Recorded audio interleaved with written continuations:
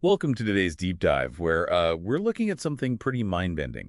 Our mission today is examining these notes on Dr. Pramod Ambadasrao Pawar's trans-deconstruction theory. Yeah, and the Pramod Effect, which is this really unique blend of literary critique, philosophy, and like a strict mathematical approach to spiritual liberation. Okay, let's unpack this, because, how in the world do you mathematically calculate a soul's journey? Usually, we think of karma or spiritual liberation as these mystical, totally unquantifiable concepts. Right, it sounds completely counterintuitive to put a formula to a soul, but to really grasp the math, you have to look at what Dr. Pawar is responding to. Which is what, exactly? Traditional literary and philosophical deconstruction. Think of like Jacques Derrida.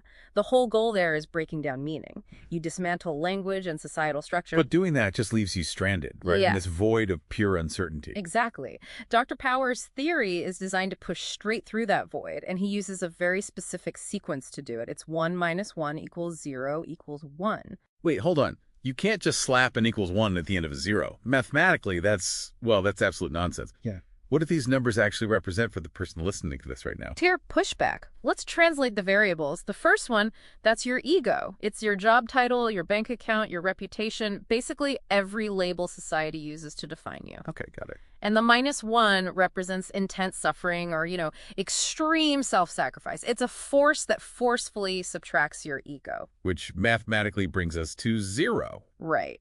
0 is pure neutrality. In Eastern philosophy, this is shunyawada. It's not just nothingness in a depressing sense, It's a state completely stripped of hypocrisy and those artificial social boundaries. Okay, but how does 0 equal 1? Well, here is where we get to your mathematical impossibility.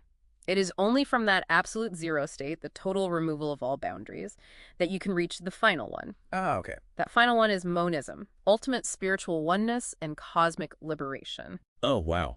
Okay, I think I see the mechanism here. It's like, imagine a glass jar of water submerged in the ocean. The jar is the first one, right? Your ego, keeping you separate from everything else. Yes, exactly. And the -1 is a rock smashing the glass.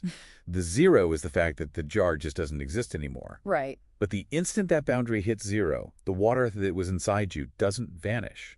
It instantly merges and becomes indistinguishable from the entire ocean. And that is the final one. That perfectly captures the mechanics of it. Without that 0 state of destroying the container, you just cannot merge into the universal one. But a mathematical formula is just a theory until you test it on messy human lives. Which brings us to Dr. Pawar's novel, The Pativrata, The Prostitute. Right, where he actually applies that math. Yeah. We meet these two women with drastically different societal labels. First, there's Satva. She wears the label of a Pativrata, the idealized, pure wife. Yet she secretly uses that pristine status as a shield to have an affair. And then on the other hand, we have Jayashree. She carries the societal label of a prostitute. But her reality is so much darker. She survived this horrific train crash that wiped out her family.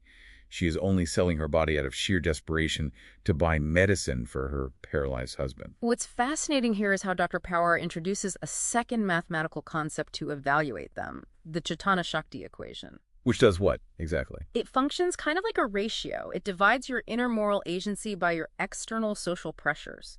Satwa has high agency and incredibly low external pressure. She has security and status, yet she consciously chooses deceit. While Jayashree has almost 0 agency. Exactly. She's crushed by the external weight of trauma and poverty, yet she willingly sacrifices her entire ego, her first one, to keep another human alive. So society looks at their labels, and praises Satwa while totally condemning Jayashree.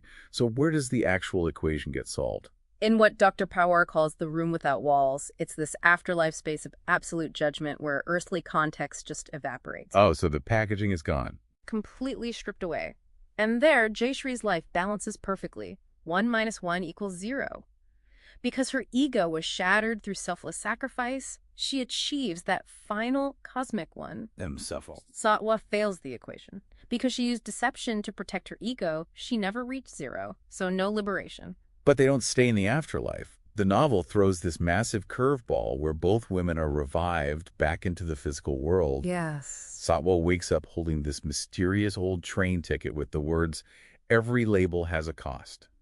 And the terrifying realization hits: Satwa was a passenger on the exact same train that crashed and ruined Jayashree's life. It's just a brilliant way to visualize the math. The -1 that destroyed Jayashree's life was physically shared with Satwa.